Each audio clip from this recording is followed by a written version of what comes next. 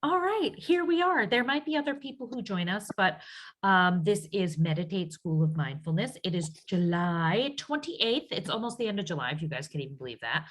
And today we're going to be talking about sound healing for trauma and PTSD. And I feel like we talk about this a lot, but maybe we don't talk about the mechanics of it a lot. We talk about why sound healing works, but maybe we don't dig into the responses that happen within our body. So I think that's important for us to understand what happens within us, but also what happens within our clients when these things happen. So in the portal, I think this is in the third section of the portal. It is on the level 2 portal, so you can log in there and this information's in there. So take notes, but I don't know that you necessarily need to read along. I could section this out and send it to you guys in an email too. But so everything is related to everything else, as we've learned, right? Energy, atoms, vibration, all of it. Stress is related to a lack of sleep. Lack of sleep is related to anxiety and depression. We try to outrun this anxiety or depression or other stressors by self-medicating, external agents, mood-altering activities, or sometimes just distraction or avoidance, clear avoidance altogether. I know I used to do that a lot. The same can be said for trauma, right? So unresolved issues from the past can cause us to seek agents that will help us get away from the pain. So to numb it out, to cover it up, or to simply escape from it. Let me make sure nobody else is trying to get in here. They are not. Okay. We can call this self-medication. We can call this distraction, avoidance. And that may work for a little bit, but eventually these distractions, the self-medication, the avoidance becomes less effective. And then we have to reach for more and more and more. And suddenly this becomes a problem on top of the primary problem. And the unresolved trauma or pain is accompanied by addiction or a lot of other issues, especially poor health, right?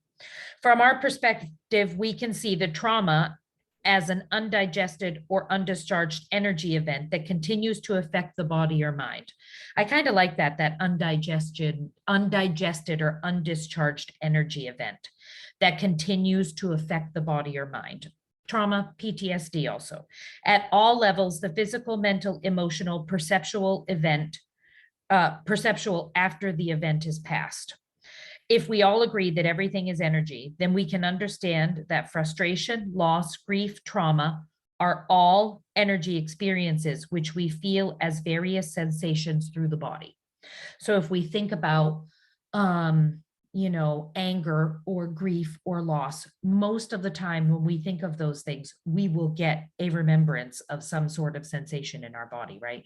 We remember where we felt that within our own bodies. If allowed to naturally flow through the body and the mind, these energy-based sensations would be felt, received, and would integrate back into the whole system, leaving us in balance, neutral, open, and ready for what's coming next. That's in the ideal world. This is what we call the integrative energy experience. So instead of doing what we do as human beings on this planet, instead of going, oh no, I can't feel this, this is too scary for me or too overwhelming, which is a valid, we do get overwhelmed by big, heavy things, right? But even in that overwhelm, if we could just take a breath and allow those energies to move through us, we would feel them, but actually we would feel them in an easier way. It would actually be easier for us, but it's self-preservation. To want to go, oh no, this is going to be too much for me. I don't think I can handle it. And so we don't allow that energy to flow through sometimes the way that it should. And if we did, doing that would leave us in balance, neutral, open, and ready for what's coming next. And again, this is what we call the integrative energy experience. However, there are times when an experience comes in from the outside world that's just too intense or overwhelming for the body-mind complex to process. Sometimes the system can't cope with the enormity of the incoming input through the senses. We've all been there, I'm sure. It could be something that we see or hear, or an experience like a car accident or an assault or a sudden heavy loss. We remember the smells, the tastes and sounds that accompany the experience, and maybe not consciously, but subconsciously, we do hold on to that energy. And in our sound healing, we talk about those emotions also. So it's not just the energy, it's the emotions that we store too. So that energy isn't allowed to pass through, which also means those emotions aren't allowed to pass through. All of these things, all the things that happen during that experience, and everything is energy. We take on that energy, we become part of that energy event. This energy event translates into kind of this electrical charge that's felt within the body. When the charge is simply too great, the body can't clear the amount of energy or sensation moving through the body, and instead of passing through or integrating back to the source, the energy charge remains lodged in the body somehow, somewhere, oftentimes repressed. So think about this energy also as emotions, energy, emotions. It's this interchangeable. So when I believe, when I read these things and when I visualize these things, the emotions are riding on the charge of that energy. Okay. So it's one and the same. That charge almost locks those emotions into our body. It's as if 1,000 volts of energy is moving through the body that's only equipped to handle 500 volts, causing an overload to the nervous system.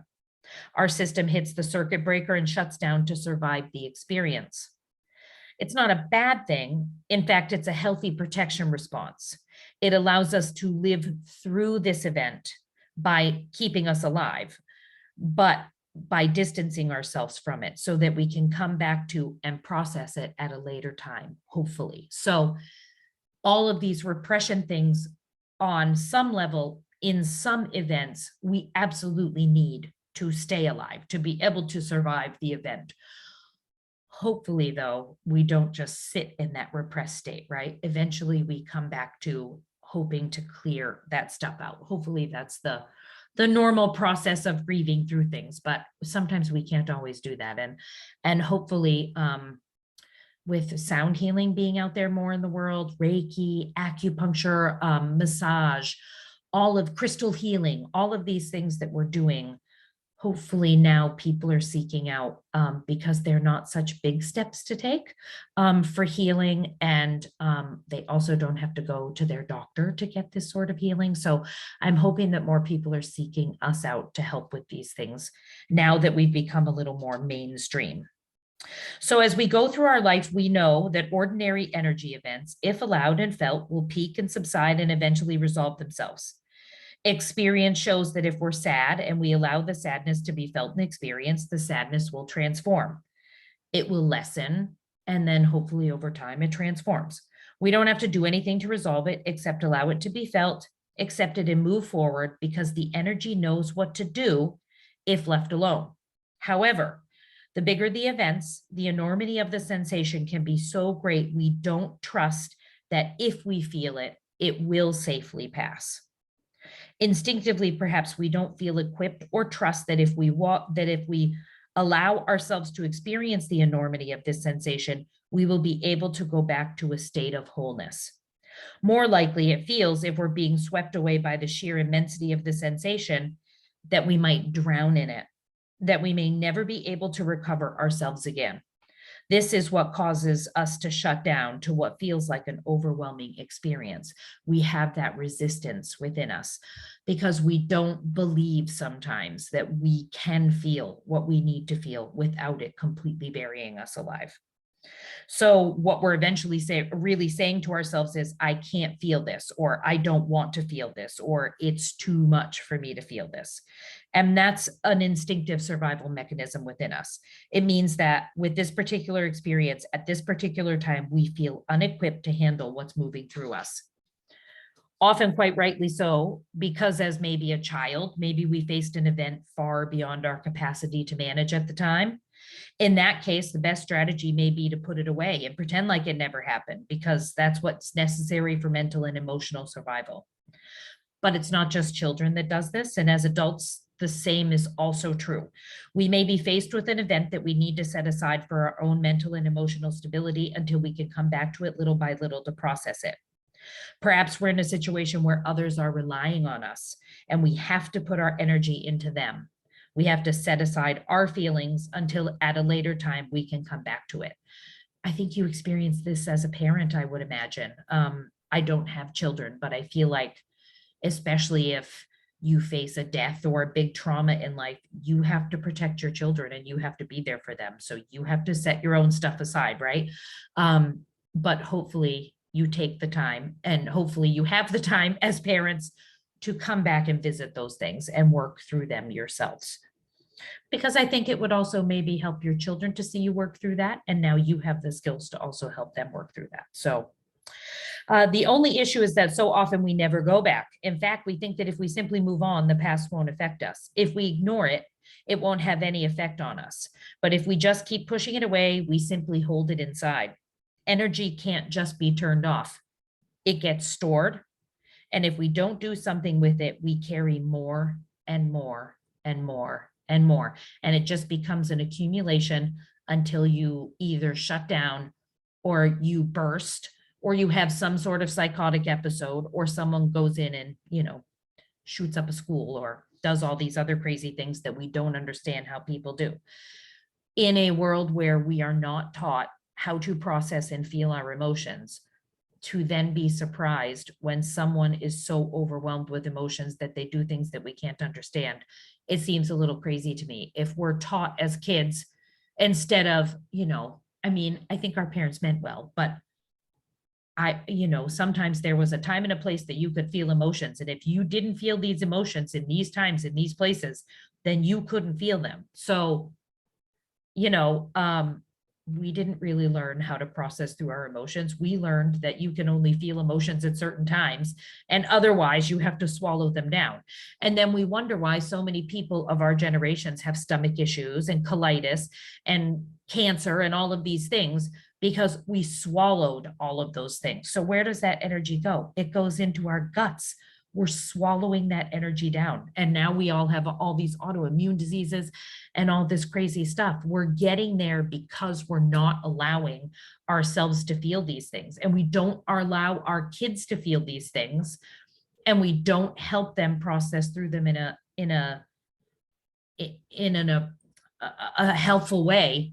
And so we're teaching them to swallow it down too. I think we don't necessarily want our kids to have temper tantrums, but why not? I think if you let them just get it out, let me tell you, sometimes I want to have a temper tantrum, and I do when I'm driving in my car and I'm by myself.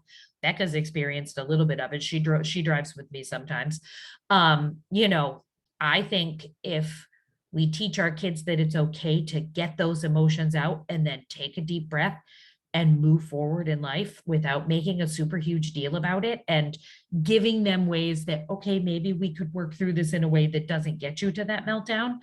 And I just wish that we were a little bit better about that. And I wish that we weren't so scared to teach meditation and yoga and all of these things in our schools to these kids. And we're so afraid. We keep saying, oh, we can't say Sanskrit words, and oh, we can't say this, and you can teach this, but you have to use certain words. It's the most ridiculous thing to me. I can't even, because now we're almost saying we're teaching them to be afraid. We're teaching them to be afraid of Sanskrit words, and we're teaching them to be afraid of these practices. And I just think that that's just not the right way we need to go. So hopefully we're helping to turn the tide of all that by more of us getting involved in all these things. But I think we needed to learn these things as kids, but hopefully learning them as adults is helping us clear all this stuff out and move forward now without all of these things weighing us down. So if we accept that everything is energy, we also must understand that energy isn't really created or destroyed. It simply changes forms. And that means an event that we put away doesn't simply disappear. It remains put away. Stored energy isn't always stable. It will continue to affect us at some level until the original energy of the experience/emotion is allowed to move through the system and return us to our neutral state of being. So, author Peter Levine, in his book, The Tiger Healing Trauma, outlines the process by which an incomplete stress response can be the basis of unresolved trauma. In nature, when an animal comes out of a stress cycle, It discharges the energy associated by that event by running to escape, by trembling or shaking or some kind of other rhythmic muscle contraction. According to his theory, this natural physical discharge of survival energy doesn't always happen in us, in humans. I feel like sometimes that happens to me. You get that little like adrenaline shake afterwards. But I can't say that I've ever like physically run away from anything. So if it does happen to us as humans, we often try to suppress the effect when that is exactly what the body needs. So sometimes when we have that shaking, or we do want to run away, or we feel like we have to do something to dispel that energy, we are doing that to actually get that energy out of our body so we really can move on. And when we suppress doing that, we suppress those things within us. So an incomplete experience in the body can create residual trauma and prevent the body from returning to its baseline state. That's what this gentleman thinks. I think that too. It really does make sense. So instead of resetting, we're left with a highly active, incomplete energy, which is left buried in the system. That energy wants to move and wants to be let go of, but our unconscious mind can continually try to push it away. But every now and then the memories or flashbacks come up, and that energy that rises to the surface just flows out of us. And sometimes as it rises to the surface, it becomes more and more and more every time. It might replay the event over and over because it's searching for resolution, or it might show up in other ways. Or the unconscious mind may try to reconcile the event through dreams, which can feel like recurring nightmares. Again, the way that we approach it is it's all energy. It's an overwhelming energetic event that's buried, and because it was never resolved, continues to affect us at the physical, mental, and emotional layers, and even spiritual layers sometimes. In this incomplete event, as energy, like water, is meant to pass through the body. Instead, when we shut it down, the energy hits a dam of resistance. And like water, that energy simply just keeps circling back on itself, moving into a holding pattern, just waiting to break free, waiting for a time that the dam of resistance will be removed and the energy of the event will be able to complete its journey back to the other side. So maybe we can see that trauma is energy that should move through us like water, but there's resistance that shows up like a dam. And this energy dam remains unresolved in the body at the unconscious level. And that's where it's just held there. At times when new information comes into that energy, it rises up or re-triggers the old event energy. For someone with trauma or PTSD, for an example, an innocent hand being placed on a shoulder or the backfire of a car can trigger the old incomplete energy event, often bringing a disproportionate reaction or even memories or flashbacks. And sometimes, especially for vets, that flashback can be so real and there's so much energy behind that they actually believe that they are in that event again. Like that's how strong this energy can get when it is one of those things that those events really are so traumatic. And I can't even imagine the things that a lot of our vets have seen. We think that it's not as easy as reliving or letting that energy flow through us. I think that at some point it is so much energy that maybe it can never move through them. I would imagine that sometimes there's events that are so traumatic that when they are triggered, we actually get lost in those events again.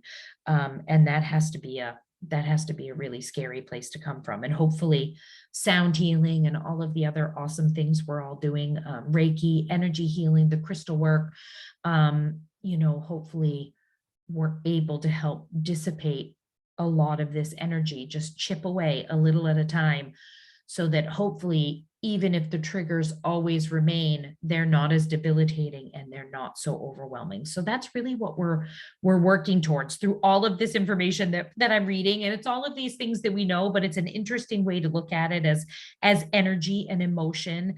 We're just, every time somebody comes in to see you, I want you to think about you're chipping away a layer at a time.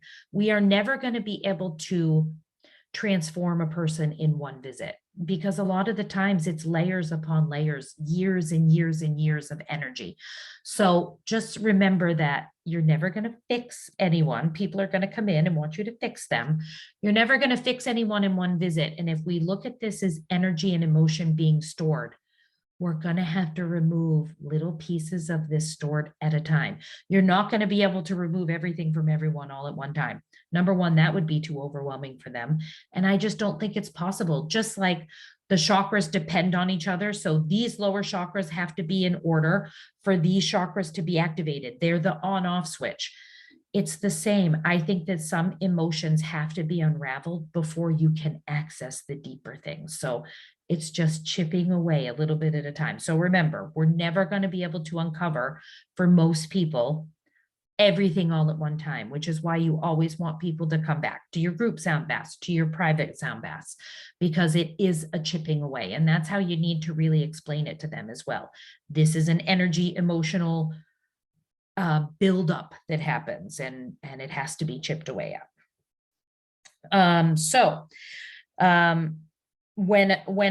When someone has a trigger like the backfire of a car, or a hand on a shoulder, that's the energy trying to break free. That's simply the body's effort to resolve the incomplete event. Flashbacks and triggers aren't the enemy. They're part of the healing process of the body. But the more we try to suppress the memories and close out the triggers, the more the healing force of the body is going to try to speak to us, increasing the volume so that we listen and pay attention. I also want you to think about, we talked about this weekend, and taking your clients to the edge, right? So somebody had asked me, like, if somebody is on your table and you play a bowl on them and it's a little bit too much, you see their breathing, do you instantly stop? I absolutely do not.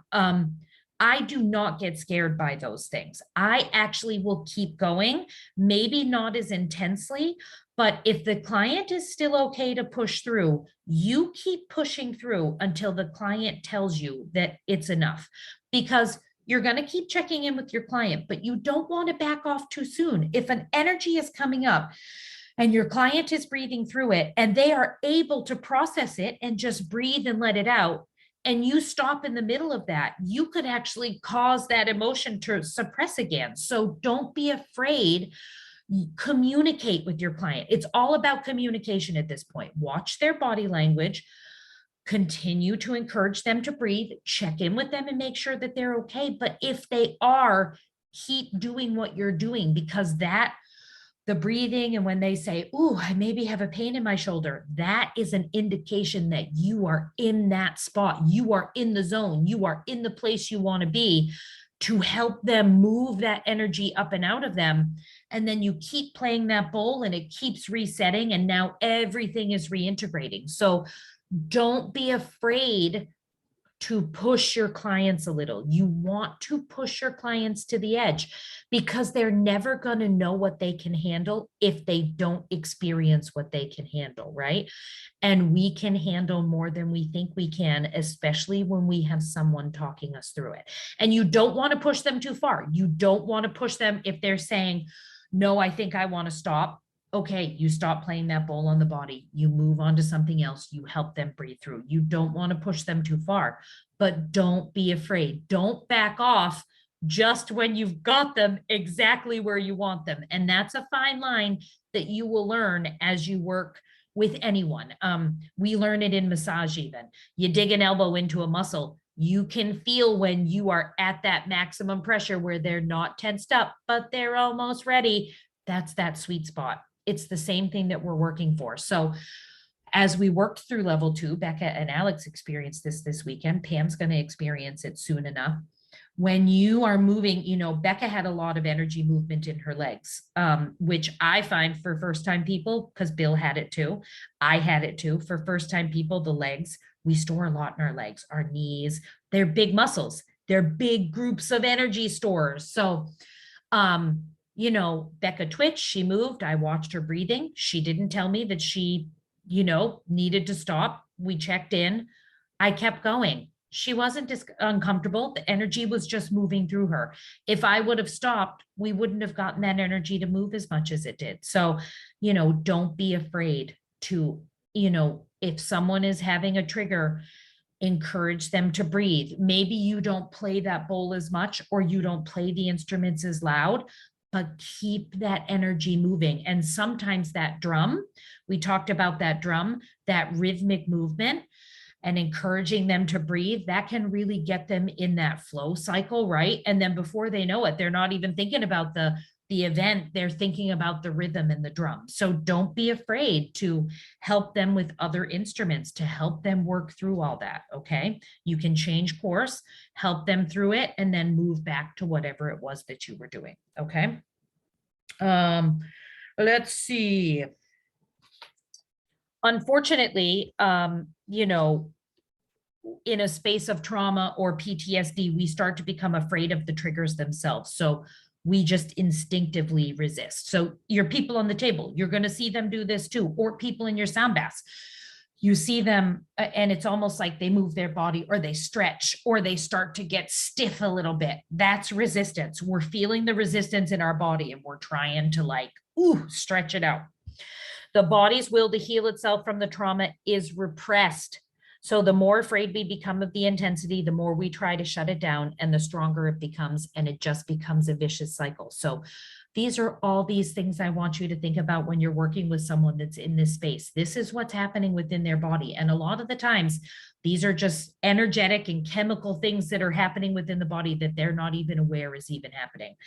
I am on a detox program right now. I'm detoxing from carbs and sugar and all of these things. And, losing weight, feeling better. After the COVID shot, my joints really went into a flare up and I feel like everything I eat now just affects my body. So I'm basically on protein and vegetables and all of that. It's this resistance. So, but I have to coach myself through when I really am craving chocolate, and I have to say about 7:30, 8 o'clock every evening, I really want some freaking chocolate.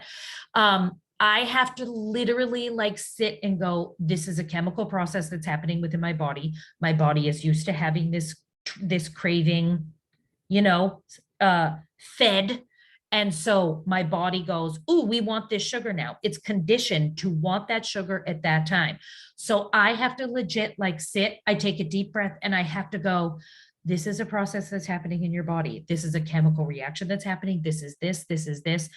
I have to break this neural pathway and I legit have to walk myself through, think about something else. You're going to do something different, or I'll eat fruit instead. So I'm rewiring that trigger instead of for chocolate, for fruit. Does it always work? No, I did have some stevia chocolate last night and it was freaking delicious. And I don't dwell on those things either. I ate it. It was delicious. I thanked it. I thanked my body for accepting it and I moved on. Sometimes I give in, but sometimes I don't. It's the same with this. There are chemical reactions and neural pathways that have been, when someone is used to dealing with trauma in the same way all the time, it forms these pathways of thoughts. And our thoughts want to travel those pathways because it's easier. It's a road that's been, it's a trail in the woods, right? At first, it's a weird sensation to us. But then as we keep revisiting this pathway of thought, this pathway of feeling, we start making these paths. Well, then our thoughts want to travel that way because it's easier. We have to change. We have to make a conscious choice to think about these things differently. We have to make a conscious choice to understand that sometimes these are chemical reactions or these are neural pathways that just automatically want to go this way. And if we want to change them, we have to think about things in different ways. So we have to help our clients realize what's happening within their bodies, help them chip away at those things, but also give them things to do at home that can help them start to rewire their neural pathways and start to understand that they have a choice in all of this. And I'm not saying you should understand you have a choice. A lot of people don't know they have a choice. We sometimes need permission to understand that there are other ways that we can think. We can retrain our brains. I mean, how often were we told, well, you can't teach an old dog new tricks. Oh, I'm past 50. I can't learn anything new. That is a lie. As long as our brains are functioning, as long as we are breathing on this earth, we can learn new things. That's why you see people going back to college in their 80s. They're learning new things. They're not, oh, I'm 80, I'm going back to college, but I'm not learning anything new. That's crap. So that's something we tell ourselves because we're too lazy to try to learn something new sometimes, or we're too afraid, or we don't understand that we can. So you have to let your clients know this is how this can work. And if you constantly choose now to do things this way, you can change the way you think about things. So don't forget that. In Western medicine, health professionals try to cover up these triggered effects with medication to dull the senses, but that doesn't let the energy free. The more afraid we become, or the more resistant that we are, the less we're able to heal. So it's a vicious escalating circle. Stan, I'm sorry, my dog is growling. I don't know if you can hear that. Hey, stop it. Okay, so the stress response, we're going to dig in a little bit to the fight, flight, or freeze, okay? So, Stanley, what are you growling at? He's being crazy. Okay, so when we find ourselves in danger, the body goes into high alert. The stress response kicks into full gear and the body prepares itself to survive. In survival circumstances, our attention isn't on integrating the experience. Our attention is chiefly on survival. This is one of those processes that just happens. The autonomic nervous system operates through the sympathetic and parasympathetic nervous systems. Each system has its own particular survival strategy to protect the body and the mind. Fighting or running corresponds with the sympathetic nervous system, the fight or flight response. The parasympathetic nervous system is the rest and digest part of us. So that moves us to the freeze response. So the sympathetic nervous system is the fight or flight response, and the parasympathetic nervous system is the rest and digest or the freeze response. So when we are faced with an emotional or physically threatening situation, the nervous system goes into overload in the primal instinctual brain. Specifically, the amygdala takes charge.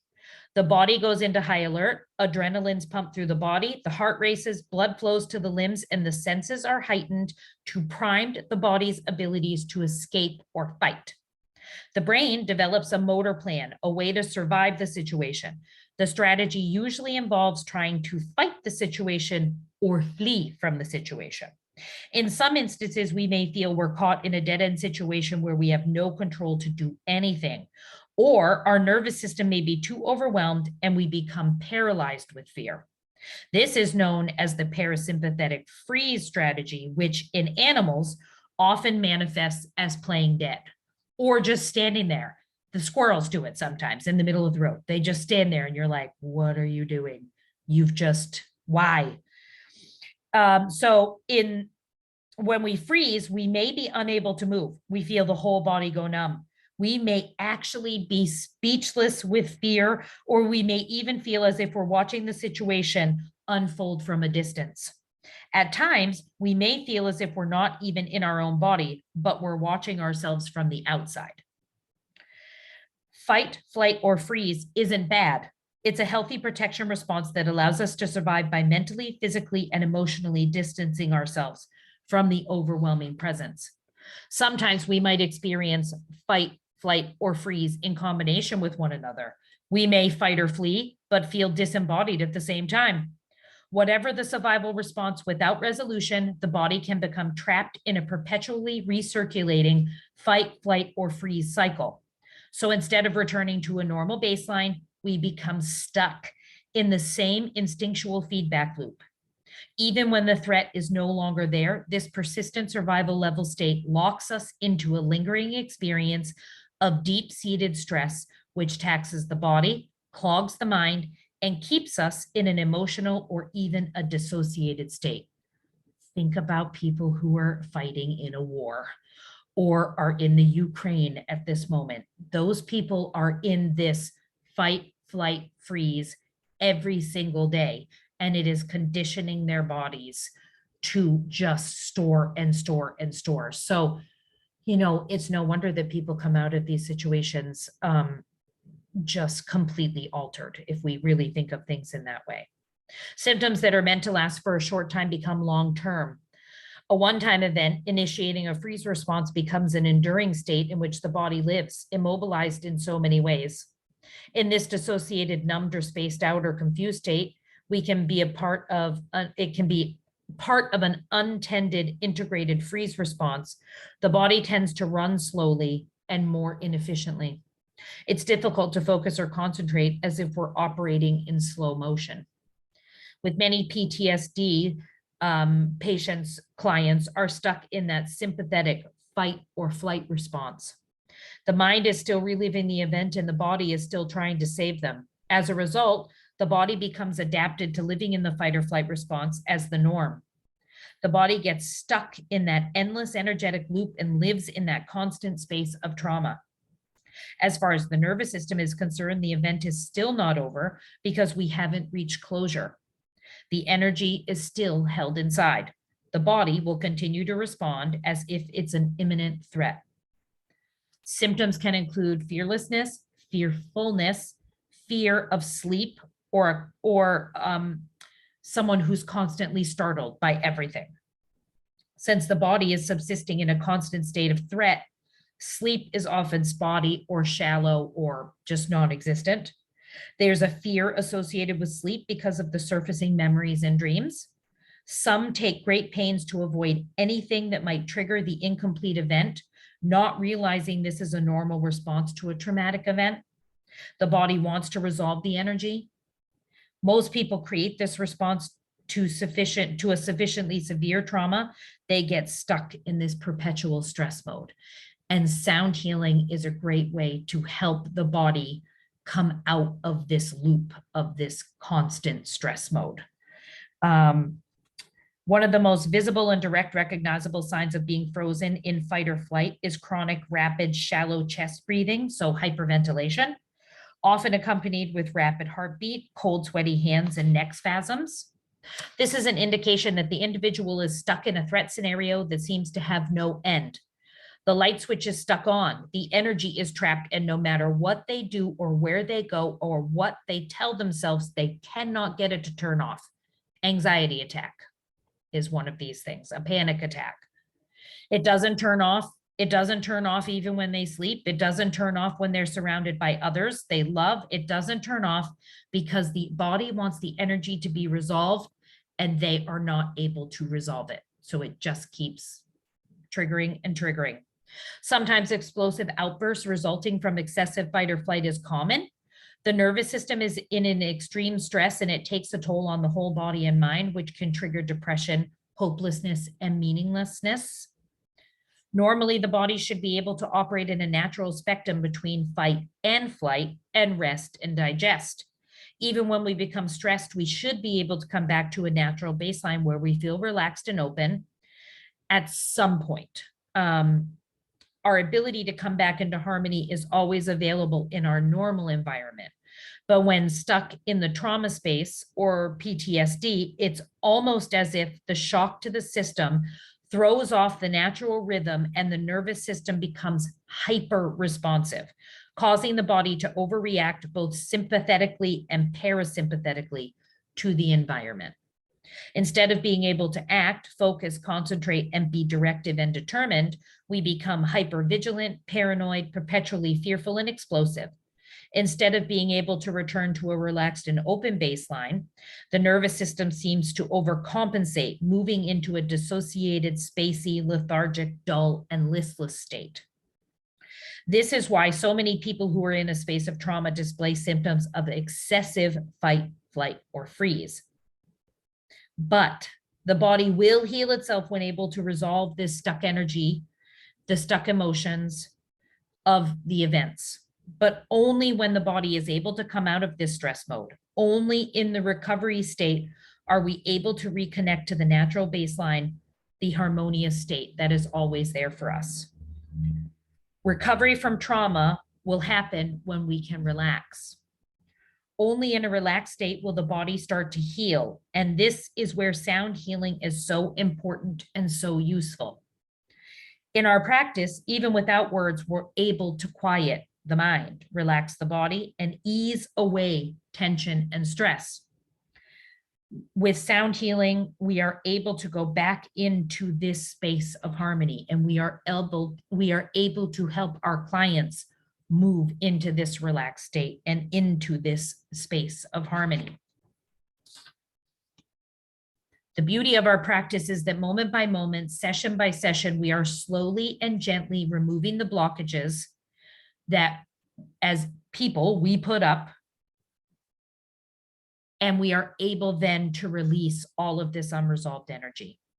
The energy is released, it can move through our body, and it can just be dissipated out and away. Bit by bit, in small little doses, the system can handle letting go. The energy can move through and become resolved energy, but we have to move slowly with people that are in that fight, flight, or freeze response. Because just as the body knows how to heal a physical wound, it knows how to integrate and repair emotional wounds. It's very rare in a sound healing session or a sound therapy session that flashbacks are triggered, but if they are, they're more like passing memories that just need to flow out. What we are truly doing is allowing that original block to be released, and when you release the original block, the triggers naturally fall away. So again, if you feel like you have a client who is being triggered, don't necessarily back away. Check in with them, encourage them to breathe, encourage them to feel the energy flowing out of them. You don't even have to put a name to it. A lot of the times, what we have stored in our body, we don't even know what it is. We don't know where it's been stored or what it is. It doesn't matter what it is. If the client can breathe and you can help them move that energy out of themselves, that's all that matters. It doesn't have to have a name put to it. Just make sure that when you do have clients that are in these extreme, fight, flight, freeze, sympathetic, parasympathetic nervous system states, you are working with them very slowly. So you would take things very slow. You probably would not integrate all of your instruments all at one time. Maybe for your first session, you would just do sound around the body. Then for your second session, maybe you would incorporate tuning forks. Then in your third session, maybe you would start doing stuff on the body. You would have to see how it goes. You would maybe have to start playing your instruments not as loud. They maybe can't take them as loud, or you have to move things away from the body more. You may only be able to play your bowls because chiming might be too much for them. You have to meet your clients where they are, but you also have to push them a little bit to get these things to release. So it's a fine balance that you will start to figure out for yourself as you work through this. And I know sometimes maybe that sounds like an irresponsible, like, well, you'll figure it out. But you have to see it for yourself, and every person's going to be different. So I can't tell you what that looks like in everyone, because in everyone it looks different. And when I first started massaging, did I know what that looked like? No, but I understood that when somebody started to breathe hard, I needed to check in with them and then feel into my gut what I felt like they really needed. You will do that too. I promise you, you will know what to do. You're a human being on this earth also. So you will know what to do to help your clients. Okay. The beauty of the way we're approaching all of this, unlike a lot of therapeutic practices, is that we're not revisiting the event itself.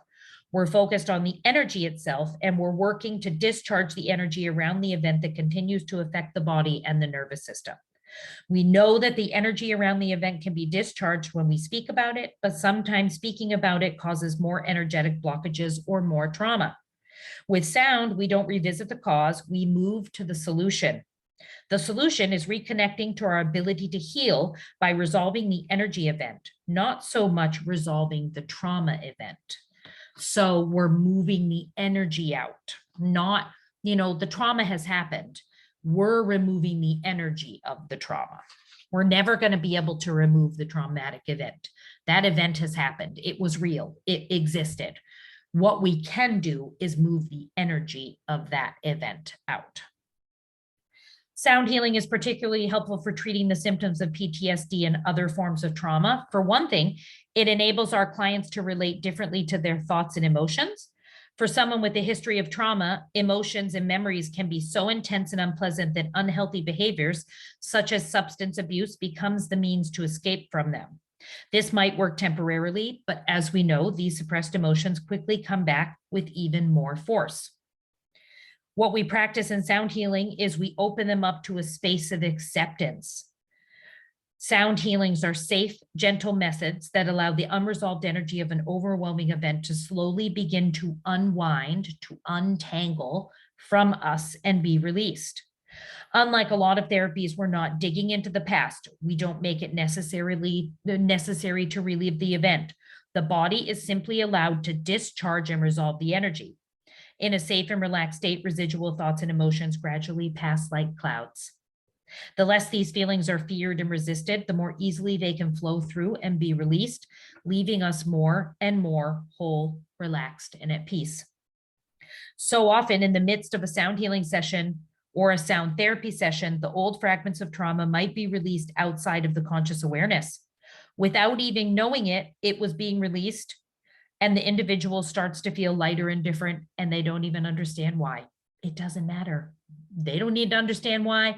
You don't need to understand why. It's happened. Hooray! And we didn't have to relive it. Hooray! Who doesn't want that?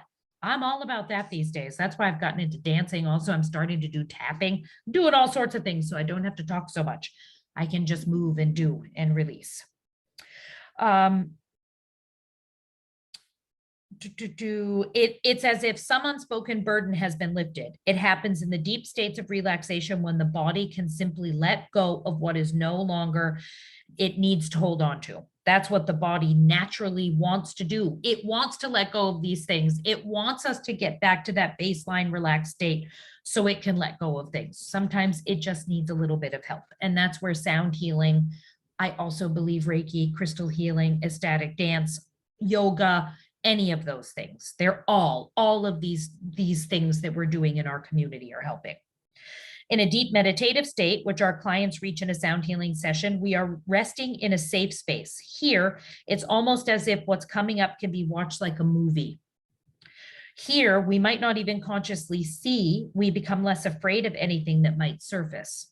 It's almost as if we're letting go. Weird that we're letting go in a sound bath. The relaxation space is where we teach the body to let go of the blockage, to return to a balanced interplay between the sympathetic and parasympathetic nervous system. Because that's what our body's always wanting. It wants to remove to homeostasis. That's what it's programmed to do. It's programmed to try to always keep us in that balance, that homeostasis.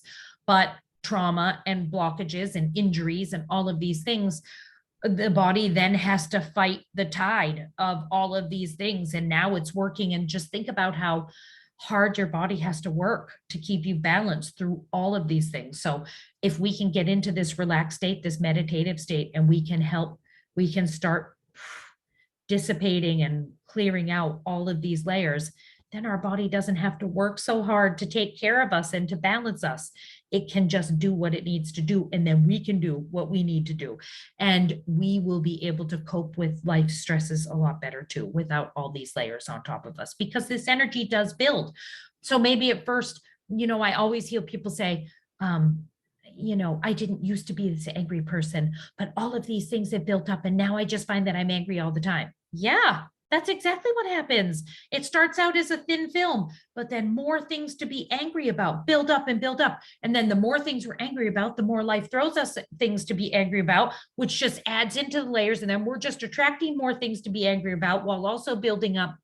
It's a vicious cycle that sound healing, Reiki, ecstatic dance, crystal healing, all of these things we're doing, massage even, I believe, chiropractic, because even with massage and chiropractic, we build up these energies in our tissues and in our bones, in our joints. So chiropractic massage can also be a good support tool to say to our clients, okay, we're doing all this energy healing and all this energy moving. Maybe you should get a massage, or maybe you should go get an adjustment and help. That's another supportive thing we can do. So, sound healing, all of these things we're doing, we're helping in all these ways. So in a sound healing session or in a sound therapy session, we're doing the opposite of the stress response. We're deliberately slowing and deepening the breath to induce a deep relaxation response. Without even talking about it, the breath just slows. It's natural. Our body and our mind entrain with the natural deep rhythms, and harmony is there. By controlling or slowing down that energy that's flowing in and out of us, we can counteract the debilitating effects of the nervous system overload. If we want to teach the body how to return to its baseline state, what better way to do it than sound healing? Sound, entrainment, resonance equals harmony. So, it's all about chipping away at these layers. It's all about getting your client into that relaxed state so they can start to open up and let go. It's all about making sure that you're not pushing them too hard, but pushing them enough that they're able to effectively start to release some of these layers. And always remember, especially in a private sound bath, you wouldn't necessarily in a group sound bath necessarily give your people homework unless you're doing a series. Say you were doing a series on grief. So you could say, I'm doing a 5-series sound bath on grief, and every week we're going to do a sound bath, and every week we're going to set a new intention to let go of another aspect of grief. Okay, maybe then you would give people homework, journaling, and things like that to work on, because you would want to see progress in those weeks moving forward. But in most group sound baths, just general, you probably wouldn't give your people homework. But in a private sound bath, I give my people homework. They're going to go home and they're going to need to work on. So I give them journaling. I give them meditations. I give them affirmations. I give them other things that is going to help them start to form new neural pathways. It's also going to help us form a connection. By me helping them work through these things, they're going to start to trust me more, which means that in the sound bath space or in the sound therapy session space, they're going to be able to trust me more, which hopefully means they're going to be able to relax and open up more also. So it's also building a relationship with your clients. On the first session in, they don't know you, you don't know them. They don't know what you're capable of. They maybe don't even know what the heck you're even doing. They've just been told by someone that sound healing is something that they should do, or Reiki is something they should do, or crystal healing is something they should do, or ecstatic dance is something they should do. They don't know necessarily what it's all about. They haven't been to school like you have. They don't know. So in that first session, they're maybe not relaxing at all, but maybe for 5 minutes because they're too busy wondering what the hell it is you're doing around them. So, it's going to take a couple sessions for them to trust you and for you to get to know them before even that flow might even open up. So don't be afraid to tell your clients that. I tell my clients, look, we're just getting to know each other. So in these first couple sessions, you're probably just going to be figuring out what it is that I'm even doing here. We're just figuring each other out, but I promise you we'll get there. And if you trust me and I trust you, we'll get there. And so I put it out there that the first couple sessions might not get you where you want to go. I totally expect that. And you should expect that too. But after that, that should start coming more naturally, and that flow should start to, hopefully they're doing their homework and you're doing your homework, and together you guys are building a relationship, and that's really what it's all about. And you build relationships in group sound baths. I know for me, when I was doing my regular sound baths, I had the same people coming in all the time. They would tell me that, oh, you're my therapy, this is my therapy every week.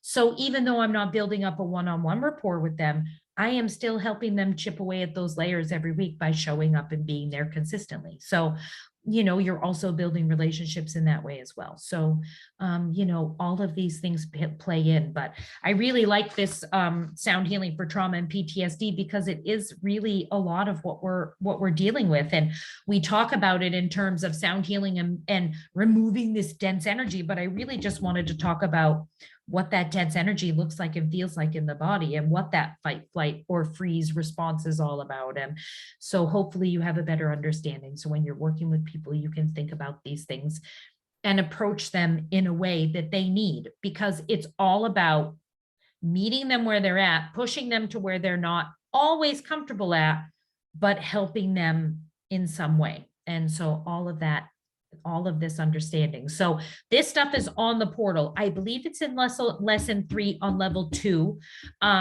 And it's sound healing for trauma and PTSD. So the paperwork is in there if you want to print it out, look at it, but I've given you kind of everything in there. We went through everything. Are there any questions?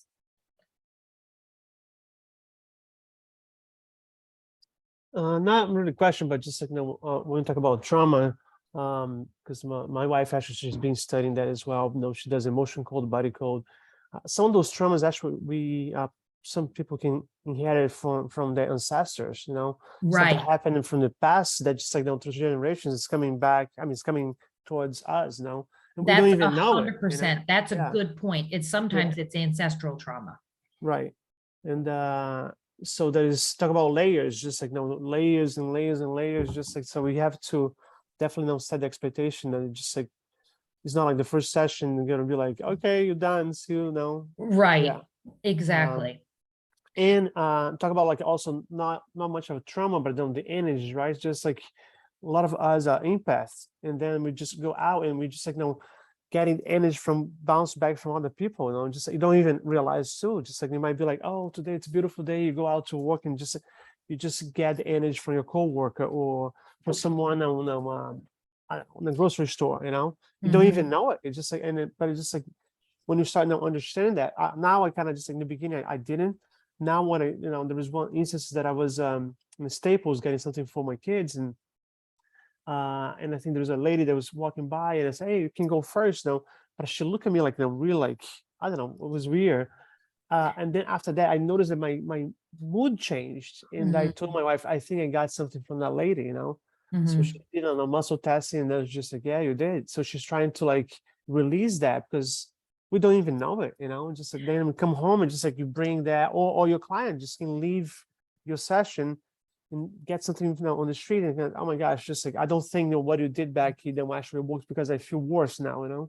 For sure. And if you have crystal singing bowls at home, just play your Right. crystal singing bowls and that will clear that energy out of you really quickly. But you're 100% right. And this just goes to show that we should ourselves have our own practices. Like we talk about putting up that bubble so you don't get that transference from people out in the world.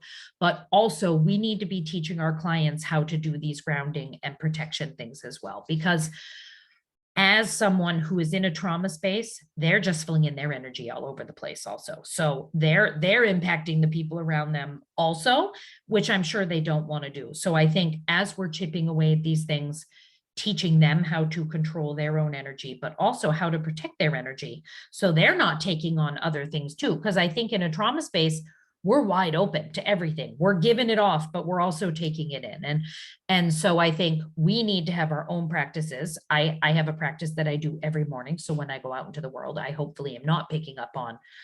I don't ask my bubble to protect me from everything because I am empathic. I do want things moving in and out. I count on my empathy sometimes to read a situation or to connect with a person when they're not saying what I know they're feeling or vice versa. So I don't want everything being blocked out, but I do ask my bubble to let in the things I need to let in, but keep out the things that are not for my highest good. And I put it that way, but we definitely need to have, and if we're working with people in trauma spaces, which we are going to, because that's just it's what we signed up to do, people, then we need to have our own practices in place. And we also need to have our own practices in place to clear that energy out of us. So whether it's sitting in front of your crystal bowls and playing them for yourself, every day or once a week or once a month or whatever you do, or going out and having fun, the earthing energy, standing on the earth, for going to the beach,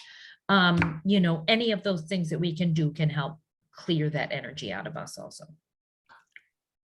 Ms. Bam. I just have a couple really important takeaways. But first of all, being the new moon today would be a great day to create that intention of how you want to start your day with new intentions. And before you get out of bed, what are you going to do for yourself? I practice integrative energy, a lot of modalities brought all together, one of which being a Reiki master, you learn your root lock so that you can protect yourself from the energies when you are doing sound baths or whatever it is that you're doing, to protect so that the energy doesn't come into you, so that you can still give it.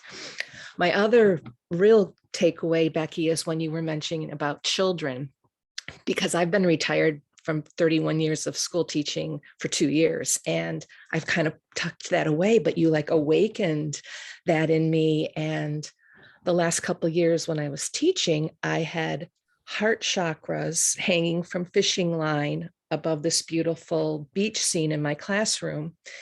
And they were mainly for me, but then I started incorporating them into my first graders, because the trauma that these children bring every day that people don't realize what these little ones go through at 6 years old, my goodness gracious. Then I taught them, the peace begins with me. And I got away with it because the hearts were in the order of Roy G. Biv, the rainbow, and 6 and 7-year-olds love to draw rainbows. So, and then I put a little bit of the breathing into it. And that's when I knew I had to be careful, number one, because it was a public school. And that was about the time I started transforming into what I needed to do and let that go and move on for what I needed to do for myself. And then the other takeaway was the bowls, because when we were in Costa Rica, Bill did the Himalayan bowl on my knee as he was moving through, and I was good. And I thought that I had a lot of those energies gone. And when he got to my knee, the grief that I thought I had worked through came out immensely. And it was just like, wow, so it's a beautiful journey. Just integrating everything, like you say, the crystals and the oils and the meditation and the yoga and the sound. And, I wish I could have brought my bowls into my classroom, but they probably would have taken me away in a straitjacket. For sure. And, we're taking what we can get in the school systems, and they are allowing more things than they used to. And I think we do have to build on that. And right now, we need to take what we can get there, but I think it could be more, and I think it should be more. And I think we should really be leaning in that direction, because if we can start healing the children, then the trauma just doesn't even progress any farther than that, which, oh my gosh, I can't even imagine. And people think when they hear the word trauma and PSTD, they put it into a little group, I think, and people forget that there are a lot of traumatic stress disorders out there, For sure. and being in this group of people is so rewarding because we're all like-minded, and it's just wonderful. So I'm glad to have shared this time with you guys today. Good. I'm so glad that you could join us today. Yeah. All right, y'all. Well, we've been together for 1 hour and 8 minutes. I think it's time for me to let you go, but thank you. Next week, I'm going to be talking about the energy body, and I'm going to be talking about the 5 energy body and the 7 energy body and the 12 energy body. I'm going to dig into all of the different theories. There are people who believe there's 5, and there's some people who believe 7 and 12 and maybe an infinite number. So we'll just dig into all of those things and why we care about the energy body at all, and then the week after that, Becca is actually going to take over my class. It's the day before my birthday, and it's also the day before we leave for 3 weeks of traveling. So my husband has taken the day off, so I am taking the day off. So Becca is going to teach a class on one of the instruments that she is going to master for her master teaching. So next week, energy body. Week after that is Becca. Woo, woo, woo, woo. And then next week for Bill's class at 7:30 on Wednesday evening, Deb, she was unable to get in last night, so she's going to do Bill's class on Wednesday at 7:30. And I believe that she is going to be doing her lesson on like the addiction space and her experience with using sound and meditation and all of these things to really help move through that space. So if you're able to tune in, Deb is a really her story is amazing, and it's very inspiring. And I think it hits us all. We all know people in that space, or we've been there ourselves, and she's very relatable and she's really cool. So if you're able to tune in on Wednesday evening, definitely tune in for her. Okay. For sure. And All Pam, right. thanks for sharing. Appreciate it. Thank you, Alex. Safe trip home. Enjoy the rest of your time in Florida. Yeah, I will. Thanks, guys. Sam and Becca, Peace. talk to Thank you you. soon. Bye. Bye. Bye.